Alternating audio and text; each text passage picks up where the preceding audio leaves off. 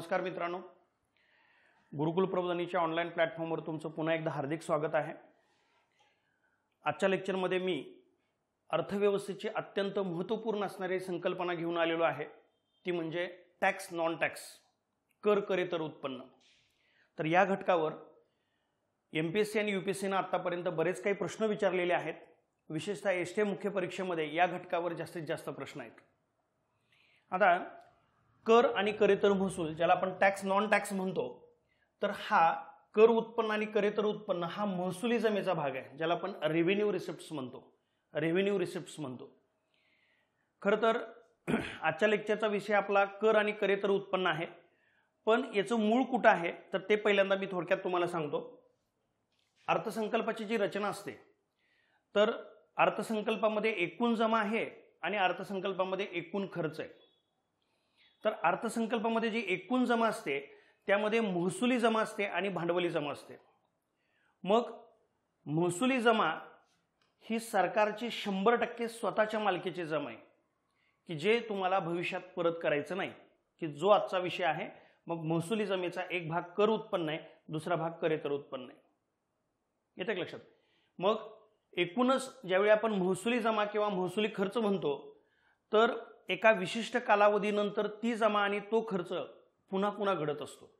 एका विशिष्ट कालावधीनंतर ती जमा किंवा तो खर्च पुन्हा पुन्हा घडत असतो, त्यावेळी त्याला आपण महसुली जमा किंवा महसुली खर्च म्हणतोय। ओके, येते लक्षात? आणि मग आजच्या काही लेक्चरचा आपला भांडवली जमा वगैरे विषय नाही, पुढे कधी आपण यूट्यूबमध्ये आणखी नवीन या विषयावर लेक्चर घेऊ। तर आजचा विषय जो आहे तर तो महसुली जमा आहे। आता बघा, मी यापूर्वी तुम्हाला सांगितलं की रेव्हेन्यू रिसिप्ट्स जो नावाचा प्रकार आहे किंवा महसुली जमा आहे, हे 100% सरकारच्या स्वतःच्या मालकीचा आहे। हा सगळ्यात महत्त्वाचा पॉइंट आहे। म्हणजे इथं सरकारला भविष्यात डोक्यावरचं ओझं निर्माण नाही करायचं। तुम्ही सरकारला एकदा कर दिला म्हणजे सरकारकडून तो काही तुम्हाला परत ते मिळणार नाही। येते का लक्षात? किंवा करेतर उत्पन्न वेगवेगळे जे आपण सांगणार आहे ते काही सरकारला कुणाची परतफेड करायची नाही, त्यामुळे हे उत्पन्न सरकारला स्वतःच असल्यामुळे सरकारच्या दृष्टीने महसुली जमा हे अत्यंत महत्त्वाचे असते। येते का लक्षात? म्हणजे 100% स्वतःच्या मालकीचे, हा एक पॉईंट लक्षात राहू द्या। पुढं मग आता कर उत्पन्न आहे आणि करेतर उत्पन्न आहे।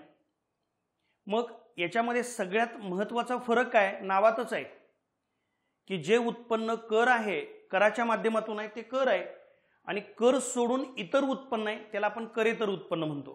येते का लक्षात? जसं आपण म्हणतो शिक्षक शिक्षकेतर कर्मचारी, म्हणजे शिक्षक सोडून इतर कर्मचारी शिक्षकेतर कर्मचारी, किंवा श्रमिक सोडून श्रमिकेतर कर्मचारी, तसं कर सोडून इतर उत्पन्न आहे, करेतर उत्पन्न आहे। पण मग सरकारचं कर सोडून बरंच काही वेगवेगळे उत्पन्न आहे, पण करेतर उत्पन्नामध्ये कोण येईल की असं उत्पन्न आहे की सरकारला एका विशिष्ट कालावधीनंतर पुन्हा पुन्हा येणार आहे, बरोबर आहे, मात्र ते कर नाही। कुठला क्रायटेरिया त्याच्यामध्ये?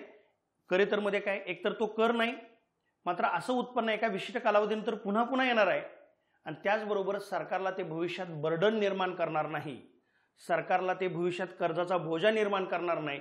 असं सगळं उत्पन्न कशामध्ये येत असतं? करेतर उत्पन्नामध्ये। बघा, मग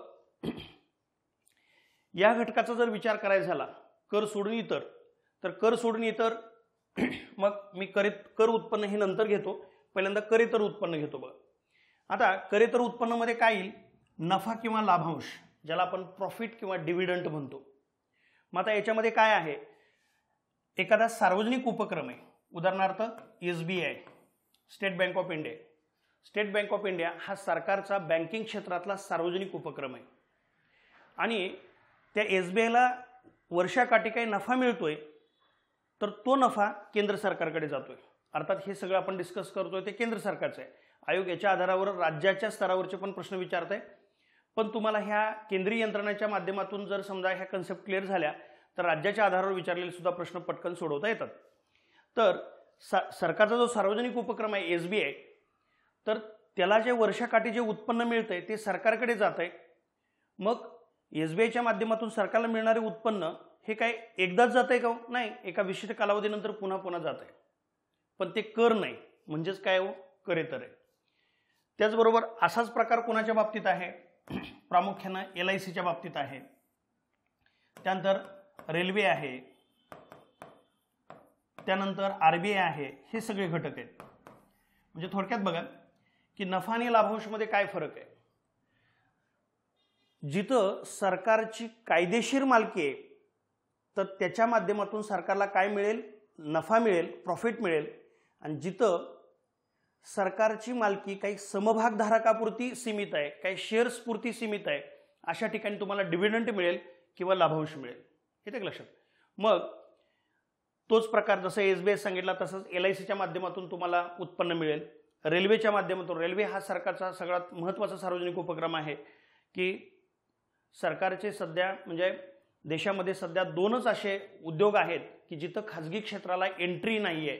बाकी सगळ्या क्षेत्रामध्ये खाजगी क्षेत्र एंट्री करू शकेल. 2 उद्योग आहेत, रेल्वे आणि अणुऊर्जा, बरोबर आहे. पैकी रेल्वे हा घटक आहे. याच्या माध्यमातून पण सरकारला खूप मोठ्या प्रमाणात उत्पन्न येते. त्याचबरोबर RBIच्या माध्यमातून आहे, बरोबर आहे. तर RBIचं जे काही सरप्लस आहे, जे काही शिल्लक रक्कम आहे ती सरकारकडे जाते. तर विमल जालन कमिटीच्या माध्यमातून शिफारशी वगैरे आपण पुढच्या कुठल्या तरी एखाद्या लेक्चरला घेऊ. तर इथं मात्र लक्षात ठेवा, ह्या वेगवेगळ्या सार्वजनिक उपक्रमाच्या माध्यमातून सरकारकडे एकतर नफा जातोय किंवा लाभांश जातोय.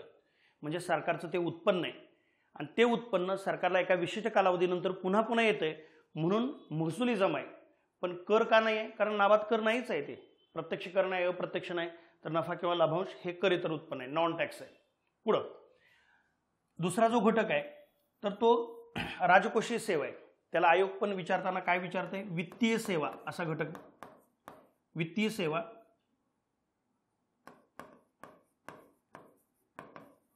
ज्याला आपण फिस्कल सर्व्हिसेस म्हणतो. तर सरकारला राजकोषीय सेवा किंवा फिस्कल सर्व्हिसेस मधून मिळणारं उत्पन्न आहे. मग ह्याच्यामध्ये काय येतं, उदाहरणार्थ करन्सी आहे. करन्सी आहे म्हणजे चलन आहे, चलनी नाणी नोट आहे. तर सरकार 2000 रुपयाची नोट छापतंय, वेगवेगळे कॉईन्स छापतंय, त्याच्या माध्यमातून सरकारला उत्पन्न मिळतंय. येतं का लक्षात. कारण जर समजा आपण असं म्हणलं बघा, या करन्सीच्या बाबतीत जर विचार करायचा झालं तर एक जी व्हॅल्यू असते ती एक व्हॅल्यू ही फेस व्हॅल्यू असते. एक व्हॅल्यू ही फेस व्हॅल्यू असते आणि एक व्हॅल्यू ही इंट्रेन्सिक व्हॅल्यू असते. इंट्रेन्सिक व्हॅल्यू असते की ज्याला आपण अंतर्भूत किंमत म्हणतो आणि फेस व्हॅल्यू आहे ज्याला आपण दर्शनी किंमत म्हणतो. बघा 2000 रुपये नोट, 2000 रुपयाच्या नोटेची जे लीगल टेंडर आहे, जे लीगली किंमत आहे, दर्शनी किंमत आहे ती किती आहे, 2000 रुपये. 2000 रुपये त्याची फेस व्हॅल्यू आहे. पण अंतर्भूत व्हॅल्यू किती आहे, ॲक्च्युली ती 2000 रुपयाची नोट, तो कागद आणि प्रिंटिंग कॉस्ट साधारणपणे 4.8 रुपये काहीतरी आहे. म्हणजे साधारणपणे 5 रुपये आहे.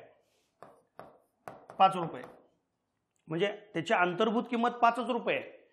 पण सरकार RBIच्या माध्यमातून मग 2000 रुपयाची नोट म्हणून इश्यू करते. तर याच्या माध्यमातून सरकारला उत्पन्न मिळत असतं. तीच गोष्ट स्टॅम्प आहेत, 100 रुपयाचा स्टॅम्प, 1000 रुपयाचा स्टॅम्प. मग त्याचे काही 1000 रुपये किंमत नाही, बॉन्ड पेपर असतो. तर त्यामुळं त्याच्या माध्यमातून सरकारला उत्पन्न मिळतं. पोस्टाची तिकीट आहेत, एखाद्या तिकीट एवढं तिकीट असतं त्याच्यावर 10 रुपये लिहिलेलं असतं, त्याचे काही 10 रुपये किंमत आहे का, नाही. तर ह्या वेगवेगळ्या घटकाच्या माध्यमातून सरकारला उत्पन्न मिळत असतं. त्याला आपण म्हणतो राजकोषीय सेवा किंवा वित्तीय सेवा. याच्यावर पण आयोग प्रश्न विचारते. आणि मग याच्या माध्यमातून पण जे काही तुम्हाला उत्पन्न आहे एका विशिष्ट कालावधीनंतर पुन्हा पुन्हा येते, महसुली जमा आहे. पण ते कर नाही आहे, कर इतर आहे. येते लक्षात. पुढं त्यानंतर व्याजप्राप्ती आहे बघा, व्याजप्राप्ती. तर मग हे व्याजप्राप्तीच्या माध्यमातून आलेली रक्कम कशा बघा. जर केंद्र सरकारनं महाराष्ट्र सरकारला कर्ज दिलंय किंवा केंद्र सरकारनं अफगाणिस्तानला कर्ज दिलंय आणि त्यांच्या माध्यमातून काही विशिष्ट कालावधीनंतर व्याज येतंय, व्याजप्राप्ती आहे, व्याज पुन्हा पुन्हा येतंय. ते काही कर्जाची परतफेड नाही, व्याज पुन्हा पुन्हा येतंय, महसुली जमा आहे आणि ते कर नाही आहे, करेतर उत्पन्न आहे. सरकारनं दुसऱ्या घटकाला कर्ज दिलंय, त्याचं व्याज येतंय. म्हणजे सरकारची ही स्वतःची मालकी आहे, ते काही भविष्यात बर्डन निर्माण करणारं नाही आहे. म्हणजेच व्याजप्राप्ती कुठं आलं, करेतर उत्पन्न, नॉन टॅक्स. येतं लक्षात. पुढं अनुदान प्राप्ती आहे बघा. अनुदान प्राप्ती त्याला कधी कधी आयोग मदत निधी असाही शब्द वापरते. मदत निधी असाही शब्द आयोग वापरते. तर अनुदान प्राप्ती कसं आहे, तर ज्याला आपण ग्रँट्स इन एड म्हणतो किंवा ग्रँट्स म्हणतो, तर केंद्र सरकारला पण ग्रँट्स येतात. जसं केंद्र सरकार राज्याला, केंद्रशासित प्रदेशाला ग्रँट्स देतं, तसं केंद्र सरकारला पण विदेशाकडून परकीय सरकारकडून तुम्हाला अनुदान येतं किंवा काही आंतरराष्ट्रीय संघटनाकडून सुद्धा तुम्हाला अनुदान येतं. म्हणजे केंद्र सरकारला काही आंतरराष्ट्रीय संघटनेकडून अनुदान येतं, ग्रँट्स येतात. त्याचबरोबर काही परकीय देशाकडून पण अनुदान येतात. तर ग्रँट्स किंवा अनुदान प्राप्ती म्हणजेच किंवा कधी कधी ते मदत निधीच्या पण स्वरूपात असतं. तर हे सगळं कसं आहे, एका विशिष्ट कालावधीनंतर पुन्हा पुन्हा येणार आहे, पण ते कराच्या स्वरूपात नाही आहे, म्हणून करेतर आहे. आणि अनुदान प्राप्ती हे करेतर उत्पन्न इथं आपण घेतो. येतं लक्षात. आयोग त्याला बऱ्याच वेळा मदत निधी असं पण म्हणतंय. पुढं आता शेवटचा एक घटक आहे इतर करेतर मिळकत आहे. तर इतर करेतर मिळकत खरं तर आयोग सुद्धा इतर करेतर महसूल, इतर करेतर मिळकत, इतर करेतर जमा असा शब्द वापरतात. मग आता इतर करेतर मिळकतमध्ये बरंच काय काय आणखी राहिलेल्या गोष्टी येऊ शकतात. मग इथं काय आपण महत्त्वाची हेडिंग घेतोय, बाकीचे पण काय हे सोडून पण आणखी काही घटक असणारच आहेत. पण मग महत्त्वाचे जे घटक आहेत आयोग ज्याच्यावर प्रश्न विचारतोय तर या घटकावर प्रश्न विचारतोय. तर इतर करेतर महसूलमध्ये आणखी काय काय येऊ शकतं, ज्याला आपण म्हणतोय शासकीय द्रव्यदंड आहे. तर शासकीय द्रव्यदंड आहे तर तो पण येईल. म्हणजे सरकार काही दंडात्मक कारवाई करते, काही दंड आकारते. जो दंड आकारला जातो तर दंडाच्या माध्यमातून सरकारकडे येणारी रक्कम ही वेगवेगळ्या घटकाकडून पुन्हा पुन्हा आहे, म्हणजेच महसुली जमा आहे. पण दंड हा कर आहे का? नाही. येतं लक्षात. तर दंड हा तुमच्याकडून कुठल्या तरी एखाद्या नियमाचं उल्लंघन झालंय, कायद्याचं उल्लंघन झालंय तर दंड भरायचा आहे. पण तो दंडाच्या माध्यमातून सरकारकडे जाणारी रक्कम ही पुन्हा पुन्हा असते. त्यामुळे शासकीय द्रव्यदंड हे कर उत्पन्न आहे आणि सरकारचं स्वतःचं उत्पन्न आहे आणि ते काही भविष्यात परत करायचं नाही आहे. येतं लक्षात. आणखी याच्यामध्ये काय येईल, फीज पण येईल. फीज म्हणजे सरकार वेगवेगळ्या घटकांना परवाना देते, तिथं परवाना फीज वगैरे आकारली जाते. त्या फीजच्या माध्यमातून सरकारकडे रक्कम आहे ती पुन्हा पुन्हा सरकारकडे येते, करेतर उत्पन्न आहे. येतं लक्षात. तर मग हे सगळे घटक काय तो करेतर उत्पन्न आहेत. पण पुन्हा आणखी ज्यावेळी आपण आयोगानं विचारलेले ज्यावेळी प्रश्न बघू त्यावेळी तुम्हाला आणखी क्लिअर कळेल की याच्यामध्ये आणखी आपण आयोगाच्या उत्तरापर्यंत पोहोचताना आपल्याला काय काय गोष्टी लक्षात ठेवाव्या लागतील. मी फक्त पहिल्यांदा कंटेंट क्लिअर केला.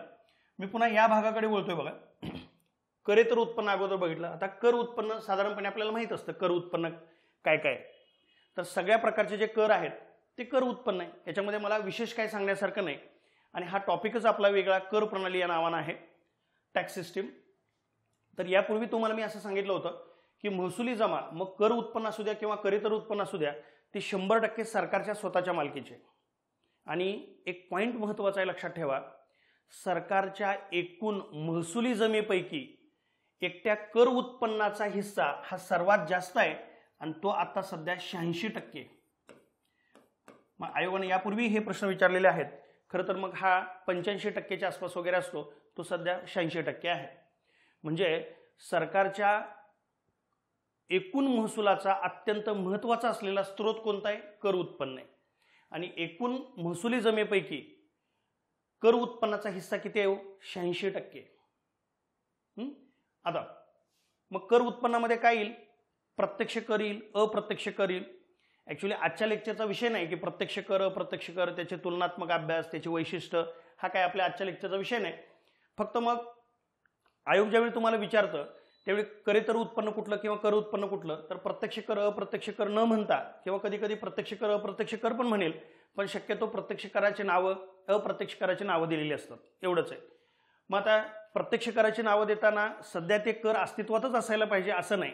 आयोग देताना जे कर रद्द झालेले आहेत त्याची पण नावं देतं. म्हणजे प्रत्यक्ष केंद्राच्या प्रत्यक्ष करात जर विचार करायचा झाला तर मग पर्यायामध्ये आयकर आहे, सगळ्यात महत्त्वाचा जो कर आहे तर तो आयकर आहे. मग आयकरावरच आधारित असलेला दुसरा कर जो आहे तर तो कॉर्पोरेशन टॅक्स आहे, ज्याला आपण निगम कर किंवा महामंडळ कर म्हणतो, ते प्रत्यक्ष कर आहेत. तर हे दोन प्रमुख हे प्रत्यक्ष कर आहेत.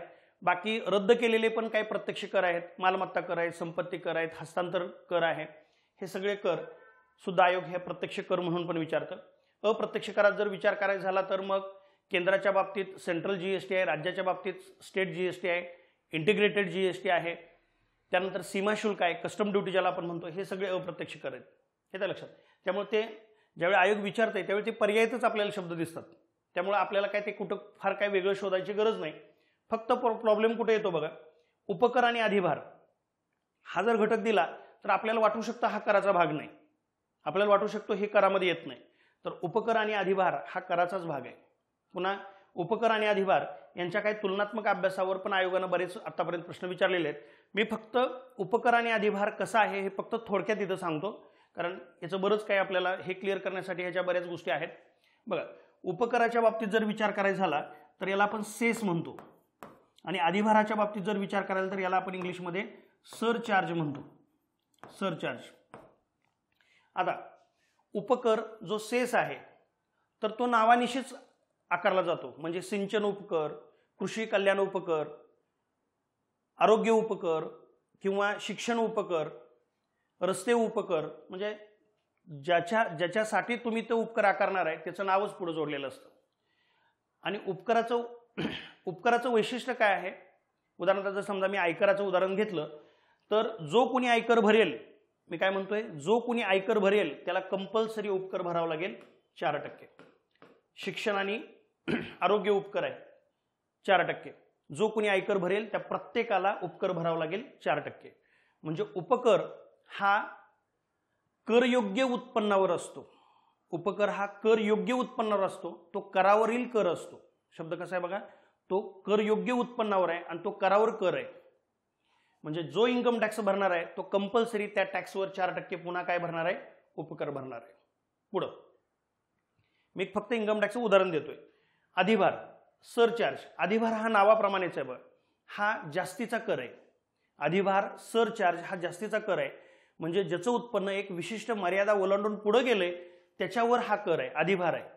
बरोबर. उदाहरणार्थ आयकराच्या बाबतीत जर विचार करायचा झाला तर ज्यानं 50 लाखाचं उत्पन्न क्रॉस केले तर 50 लाख ते 1 कोटी तुम्हाला 10% सरचार्ज भरावं लागेल.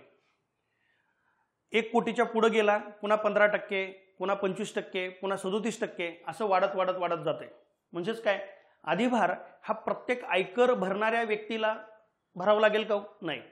अधिभार किंवा सरचार्ज हा जास्तीच्या उत्पन्न आहे, एका विशिष्ट मर्यादेच्या पलीकडे तुमचं उत्पन्न गेल्यानंतरच त्याला भरायचं आहे, त्याला आपण अधिभार म्हणतो. त्यामुळे अधिभार हा जास्तीचा कर आहे आणि उपकर हा करावर कर आहे किंवा करयोग्य उत्पन्नावर कर आहे. येतं लक्षात. बाकी आपण बॅचमध्ये हे सगळे इन डिटेल तुलनात कशा पद्धतीनं ह्याचे वैशिष्ट्य आहेत, कसा आयोग याच्यावर प्रश्न विचारतोय, त्या सगळ्या गोष्टी आपण बॅचमध्ये घेतोयच, कारण इथं कमी वेळेत आपल्याला एवढ्या सगळ्या गोष्टी कव्हर करता येणार नाहीत. बघा, मग आता आपण बघितलं कर उत्पन्न काय आहे आणि करेतर उत्पन्न काय. आता ह्याच्यावरचे प्रश्न आपण बघू, म्हणजे तुम्हाला कमी वेळेत ह्याचे लगेच प्रश्न सुटतायत का बघू आपण. याच्या बाबतीत जर विचार करायचा झाला तर मी फक्त जाता जाता फक्त एक पॉइंट आहे, म्हणजे एकूण जमानी. ॲक्च्युली हा जो चार्ट आहे किंवा ही पीपीटी आहे तर ही मी तुटीच्या संकल्पना तुम्हाला पटकन लक्षात याव्यात म्हणून ही तयार केली आहे. मी फक्त जाता जाता दाखवतो. बघा, सरकारची ही एकूण जमा आहे आणि सरकारचा हा एकूण खर्च आहे. सरकारच्या एकूण जमेपैकी ही एवढी जमा जी आहे ही एवढी जमा ही महसुली जमा आहे. महसुली जमा आहे पैकी हा जो तुम्हाला भाग दिसतो हा काय हो, कर उत्पन्न आहे. आणि राहिलेला काय हो, हा जो रेडमध्ये दिसतोय तर तो करेतर उत्पन्न आहे. याच्यावरून तुमच्या लक्षात येईल कर उत्पन्नाचा हिस्सा बराच मोठा आहे. हे तुटीच्या संकल्पनाच्या संदर्भातलं हे सगळं मी तयार केलेलं आहे. एवढं काय सगळं डिटेल इथं सांगायची गरज नाही. पुढं आता लेक्चरमध्ये एक कमर्शियल ब्रेक आहे. आपल्याला ऑनलाईन बॅचची माहिती सांगायची आहे.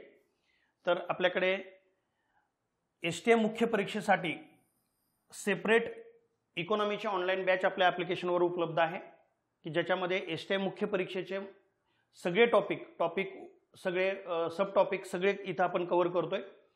आणि इकॉनॉमीचे सगळे टॉपिक संपूर्ण अर्थव्यवस्था या कोर्समध्ये उपलब्ध असतील.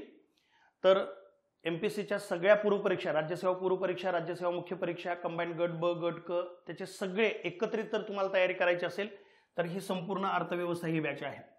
आणि ह्या बॅचेसमध्ये आपण प्रत्येक टॉपिक नंतर सब टॉपिक नंतर आयोगाचे सगळेच्या सगळे प्रश्न घेतोय.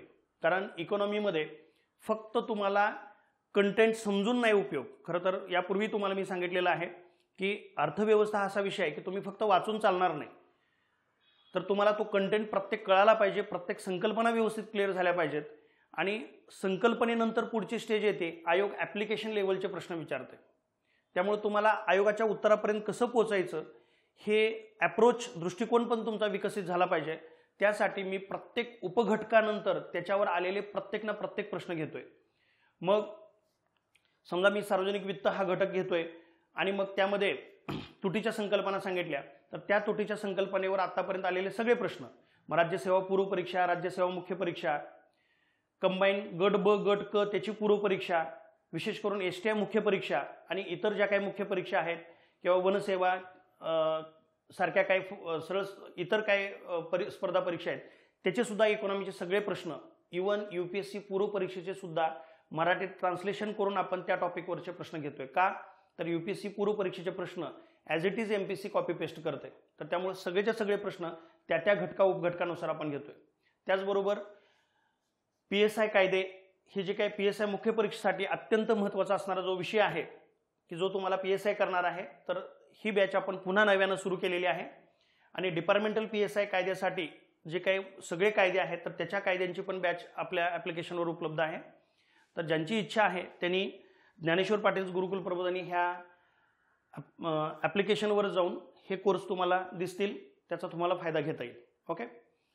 तर या टॉपिककडे जे काही कर महसूल आणि करेतर महसूल जो भाग आहे तर त्याचे जे काही आयोगाचे प्रश्न आहेत तर ते आयोगाचे प्रश्न आपण घेऊ.